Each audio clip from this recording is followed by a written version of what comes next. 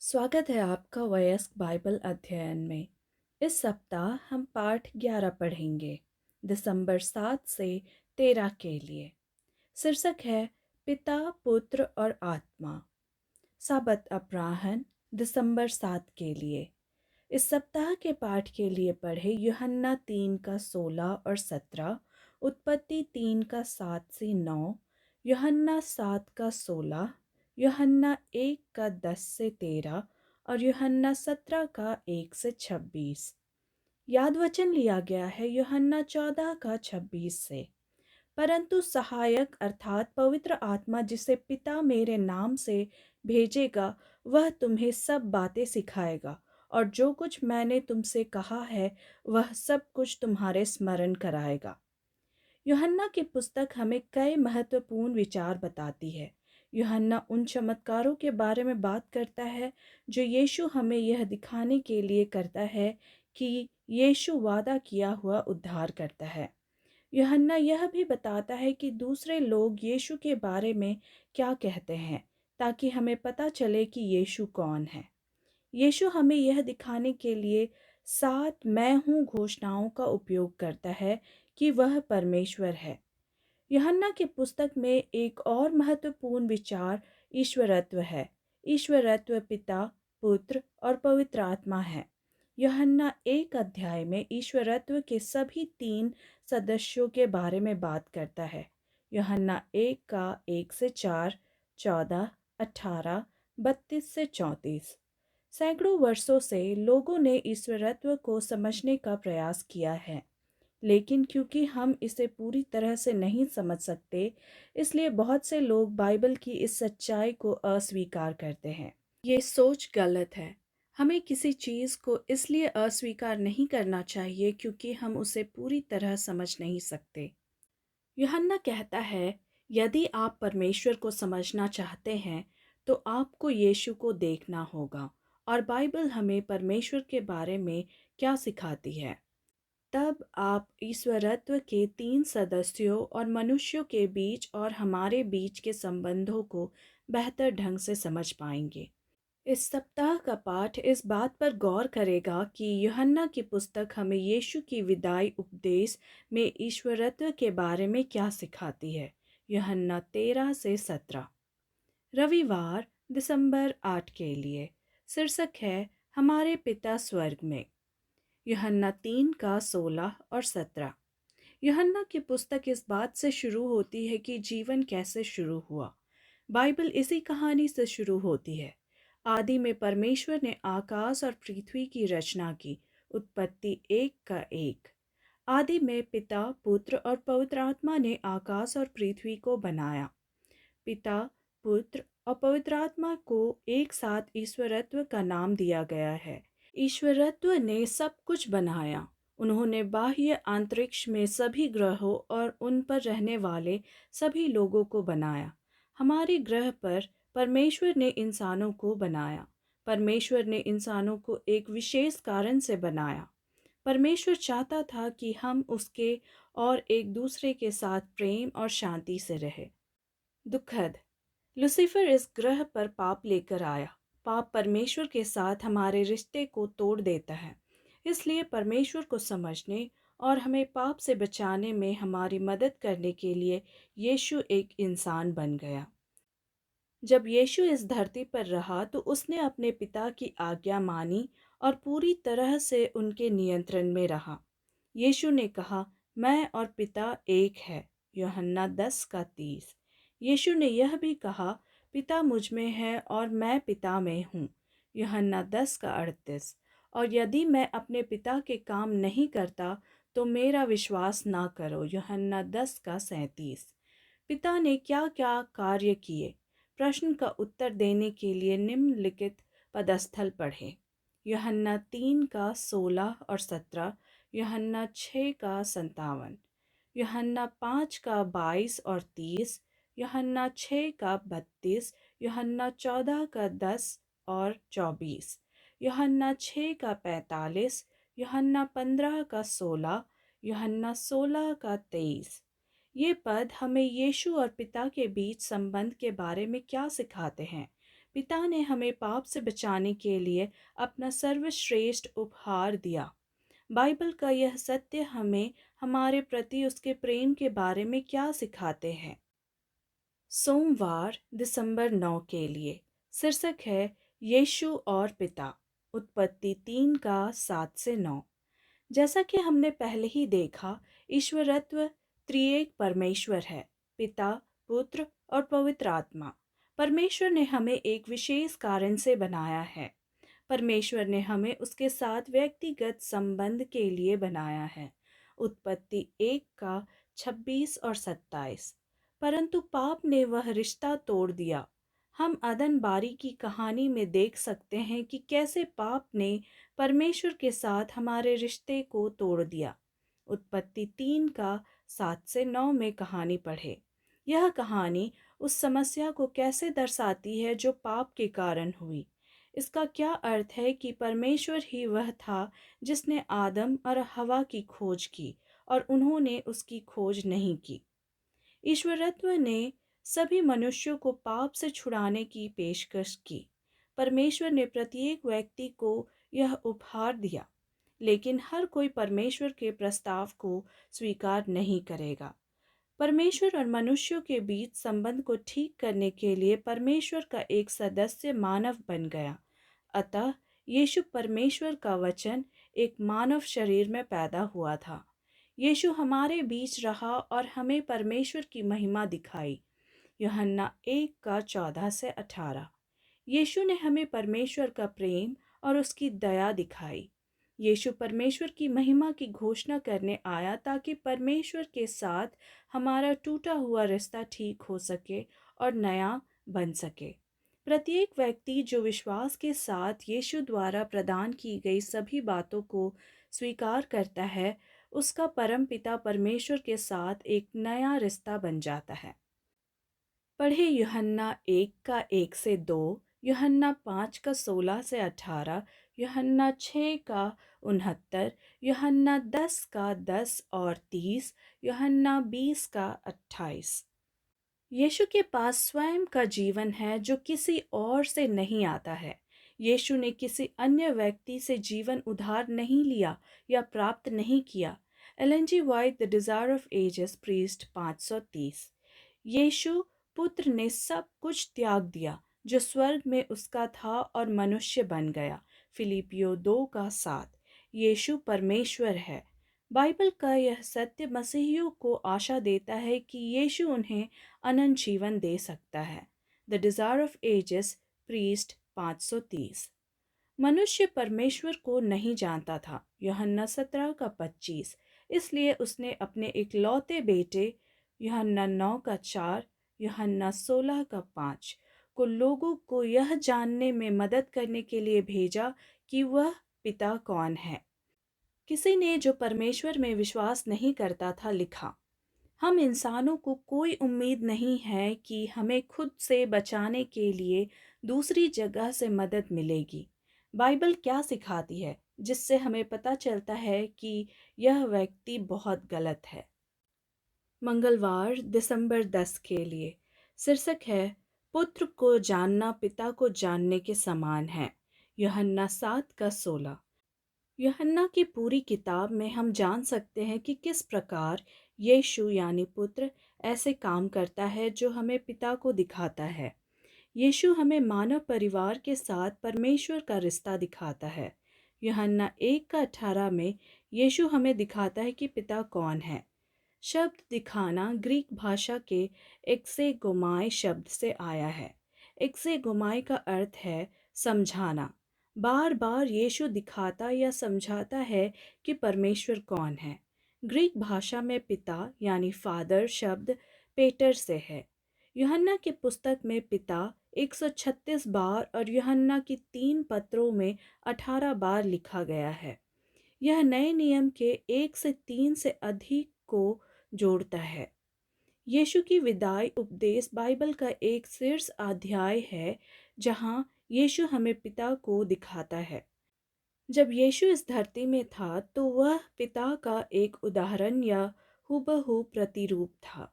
यीशु ने अपने पिता की योजना के अनुसार मानव शरीर में रहने के लिए इस जगत में आया। यीशु ने कहा कि वह हर बात में अपने पिता को प्रश्न करना चाहता है, स्वयं को नहीं। यूहन्ना 5:30। यह घोषणा हमें दिखाती है कि यीशु ने अपना पूरा जीवन परमेश्वर को दे दिया। यीशु ने यह भी कहा कि परमेश्वर ने उसे अपना काम पूरा करने के लिए भेजा है। परमेश्वर का कार्य पापियों को बचाना था। यीशु ने जो कार्य किया उसे पिता ने देखा और स्वीकार किया। यूहन्ना 5:36 से 38। यीशु ने घोषणा की कि पिता ने उसे एकमात्र ऐसा व्यक्ति बनने के लिए भेजा है जो मनुष्यों को परमेश्वर के पास आने में मदद कर सकता है। यूहन्ना 6:40 और 44। पिता चाहता है कि लोग अनंत जीवन स्वीकार करें। यह जीवन यीशु से आता है, जो दूसरे आगमन पर हमें मृतकों में से जिलाने का वादा करता है। निम्नलिखित पद हमें यीशु और पिता के रिश्ते के बारे में क्या सिखाते हैं? यूहन्ना 7:16, यूहन्ना 8:38, यूहन्ना 14:10 और 23, यूहन्ना 15:1, 9 और 10, यूहन्ना 16:27 और 28, यूहन्ना 17:3। यीशु पिता के साथ अपने रिश्ते के बारे में कुछ आश्चर्यजनक बातें कहता है। यीशु ने घोषणा की कि उनकी सभी शिक्षाएं पिता की शिक्षाएं हैं। वह जो कुछ भी कहता है वह पिता से आता है। यीशु यह भी कहता है कि यदि हम उस पर विश्वास करते हैं तो यह पिता पर विश्वास करने के समान है। यीशु के सभी शब्द और चमत्कार पिता से आते हैं। यीशु और पिता मनुष्यों के प्रति अपने प्रेम में एक साथ जुड़े हुए हैं। वे मिलकर पापियों को बचाने का काम करते हैं। यीशु द्वारा कही गई ये सभी बातें दर्शाती है कि वह और उसके पिता अपने दिल और दिमाग में बहुत करीब है। बुधवार दिसंबर 11 के लिए शीर्षक है पवित्र आत्मा। यूहन्ना 1:10 से 13। यूहन्ना की पुस्तक में पवित्र आत्मा उतना प्रकट नहीं होता जितना पिता और पुत्र प्रकट होते हैं, लेकिन यीशु के कार्य की सफलता के लिए पवित्र आत्मा की सहायता बहुत महत्वपूर्ण है। यूहन्ना 1:10 से 13 पढ़े। ये पद हमें क्या सिखाते हैं कि हमारे हृदयों को बदलने और हमें बचाने के परमेश्वर के कार्य में पवित्र आत्मा कितना महत्वपूर्ण है। यूहन्ना 1 में हम देख सकते हैं कि पापियों को बचाने की परमेश्वर की योजना में पवित्र आत्मा का कार्य बहुत महत्वपूर्ण है। यूहन्ना हमें बताता है कि जो कोई भी यीशु में विश्वास करता था वह परमेश्वर की संतान बन गया। वे ना तो लहू से, न शरीर की इच्छा से, न मनुष्य की इच्छा से, परंतु परमेश्वर से उत्पन्न हुए हैं।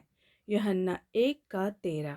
यह परिवर्तन पवित्र आत्मा के कार्य से आता है। यूहन्ना 3:5 से 8, यूहन्ना 6:63, यूहन्ना 14:26, यूहन्ना 15:26 और यूहन्ना 16:7 से 11 हमें पवित्र आत्मा के कार्य के बारे में सिखाते हैं। यीशु ने अपने चेलों को पवित्र आत्मा के कार्य के बारे में समझाया। यीशु अपने चेलों के हृदयों को उसी आनंद और आशा से भरना चाहता था जो उसके हृदय में भरा था। यीशु अपने चर्च को दी गई मदद के कारण खुश था। पवित्र आत्मा सबसे महत्वपूर्ण उपहार था जिसे यीशु अपने पिता से अपने लोगों को देने के लिए कह सकता था। आत्मा ने परमेश्वर के लोगों को नया जीवन दिया। इस उपहार के बिना क्रूस पर यीशु की मृत्यु किसी को नहीं बचा सकती थी। बुराई की शक्ति और भी बदतर होती गई। लोगों ने बुराई और शैतान की सेवा करना चुना। वे उसके गुलाम बन गए। पवित्र आत्मा की सहायता से लोग पाप के विरुद्ध लड़ाई जीत सकते थे। परमेश्वर ने अपनी आत्मा को अपनी कलीसिया में पूरी तरह से उंडेला। Ellen G White, the desire of ages, प्रीस्ट, 671। जब हम पवित्र आत्मा को स्वीकार करते हैं तो हमें आशीर्वाद मिलता है। आत्मा हमें बताता है कि परमेश्वर सच्चा है। यूहन्ना 3:33। आत्मा हमें हमारे पापों को दिखाता है। आत्मा हमें बताता है कि पवित्र कैसे बने और हमें बताता है कि हम कब गलत हैं। यूहन्ना 16:8 से 11। यदि हम जानना चाहते हैं कि क्या सही, सच्चा और अच्छा है, तो हमें अपना जीवन परमेश्वर को देना चाहिए और उसके वचन का पालन करना चाहिए। तब आत्मा हमारी सहायता करेगा। वह हमें समझाएगा कि हमें अपना जीवन बदलना चाहिए। वह हमें पाप ना करने की शक्ति देगा। बृहस्पतिवार दिसंबर 12 के लिए शीर्षक है यीशु की प्रार्थना। यूहन्ना 17 का 1 से 26। यूहन्ना 17 अध्याय को अक्सर यीशु की महायाजकीय प्रार्थना का नाम दिया जाता है। यीशु के समय में एक महायाजक सर्वोच्च धार्मिक अगुवा होता था। यीशु की प्रार्थना उसके विदाई उपदेश के अंत में आती है। यीशु मनुष्यों को बचाने और उनके जीवन को बदलने के लिए इस जगत में आया। यीशु मनुष्यों को फिर से परमेश्वर के साथ रिश्ता बनाने में मदद करना चाहता है। यीशु ने वे चमत्कार किए जो परमेश्वर ने उससे करने को कहा था। यीशु ने शब्दों और कार्यों से लोगों को परमेश्वर को दिखाया। जल्द ही यीशु इस जगत को छोड़ देगा। वह चाहता था कि उसके चेले जाने कि वह उनसे कितना प्यार करता है। यीशु यह भी चाहता था कि वे उसके पिता और पवित्र आत्मा के बीच घनिष्ठ संबंध को समझे। यीशु लोगों को परमेश्वर पिता और पवित्र आत्मा के साथ उसी व्यक्तिगत रिश्ते का आनंद लेने में मदद करना चाहता था जो उनके पास था। यूहन्ना 17 का 1 से 26 पढ़े। यीशु ने कौन से शब्द कहे जो दिखाते हैं कि वह अपने पिता और अपने चेलों के साथ कितना घनिष्ठ प्रेमपूर्ण रिश्ता रखना चाहता है। बहुत से लोग सोचते हैं कि यूहन्ना 17 अध्याय कहता है कि केवल प्रेम और शांति ही महत्वपूर्ण चीज़ें हैं। निश्चित रूप से परमेश्वर की योजना में उसके और सभी लोगों के साथ हमारे संबंधों को सुधारना शामिल है। लेकिन अगर हम यूहन्ना 17 अध्याय को अधिक ध्यान से पढ़ते हैं तो हम प्रेम और सत्य के बीच अधिक शक्तिशाली संबंध देखते हैं। यीशु ने प्रार्थना की और अनंत जीवन यह है कि वे तुझ एकमात्र सच्चे परमेश्वर को और यीशु मसीह को जिसे तूने भेजा है जाने।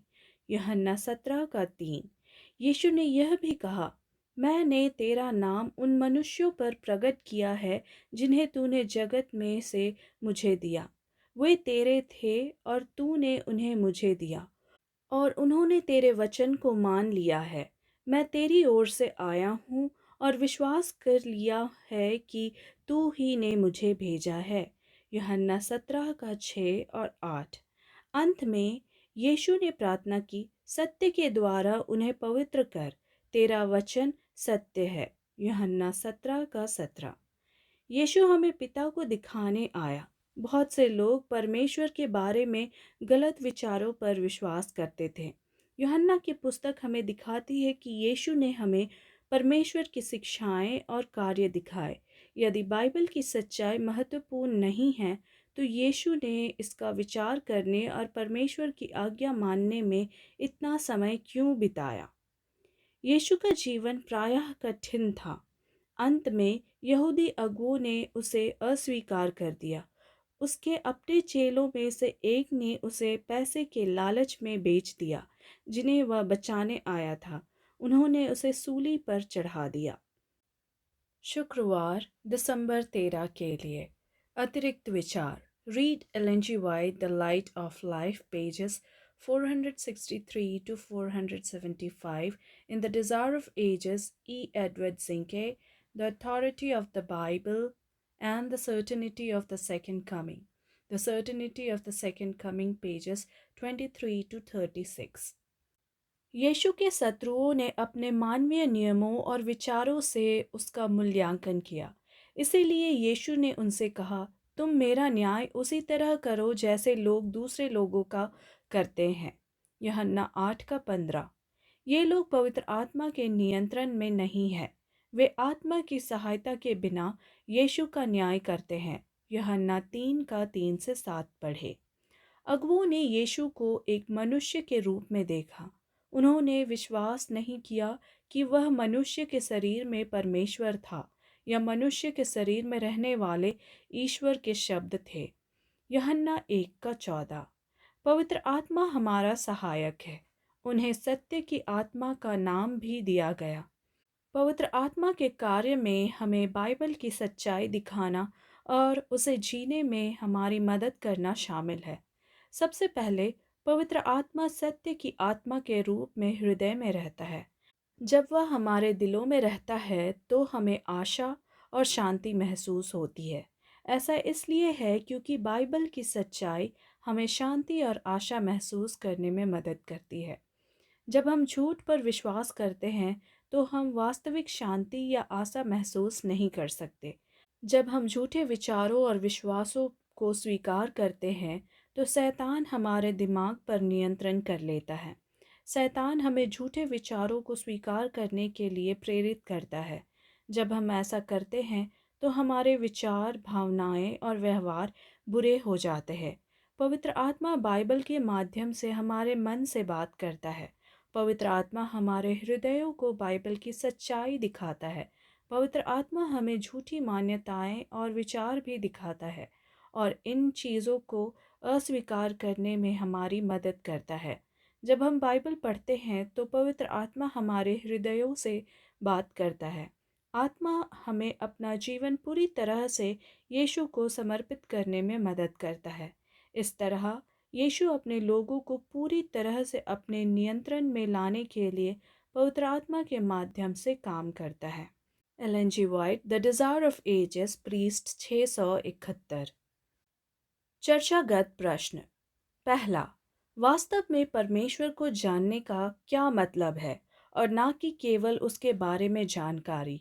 यूहन्ना 17:3। यदि कोई आपसे पूछे, क्या आप परमेश्वर को जानते हैं, आप क्या कहेंगे? यीशु आपके उत्तर से किस प्रकार मेल खाता है? दूसरा, यीशु का क्या मतलब है जब वह पिता से प्रार्थना करता है और कहता है, तेरा वचन सत्य है। यूहन्ना 17:17। तीसरा, यीशु की शेष प्रार्थना यूहन्ना 17:15 में पढ़े। हमारी पसंद कैसे बदलती है कि इस प्रार्थना का उत्तर हमारे अपने जीवन में कितनी अच्छी तरह दिया जा सकता है। धन्यवाद। परमेश्वर आपको आशीर्वाद दे।